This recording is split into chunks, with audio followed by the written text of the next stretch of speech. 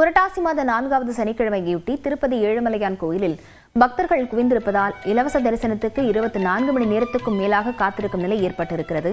இதுகுறித்த விவரங்களுடன் செய்தியாளர் புஷ்பராஜ் இணைந்திருக்கிறார். புஷ்பராஜ், விவரங்களை பதிவு செய்யலாம்.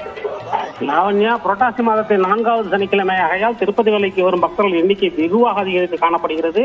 இதன் காரணமாக டோக்கன்கள் இல்லாமல் இலவச தரிசனத்திற்காக திருப்பதி மலைக்கு வந்திருக்கும் பக்தர்கள் சுமார் 3 கிலோமீட்டர் நீள வரிசையில் காத்திருந்து சாமி கும்பிடுகின்றனர். இலவச தரிசனத்திற்காக வரிசையில் காத்திருக்கும் பக்தர்கள் 24 மணி நேரம் காத்திருக்க வேண்டிய நிலை ஏற்பட்டுள்ளது என்று அதிகாரிகள் தெரிவித்துள்ளனர்.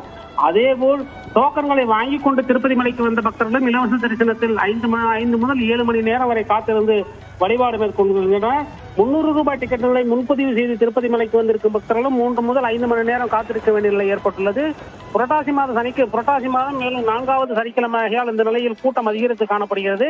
இந்த நிலையில் பக்தர்களுக்கு தேவையான அடிப்படை வசதிகளான உணவு, குடிநீர் ஆகிய உள்ளிட்ட வசதிகளை தேவஸ்தான நிர்வாகம் செய்து கொடுத்து வருகிறது. லாவண்யா, விவரங்களுக்கு நன்றி புஷ்பராஜ்.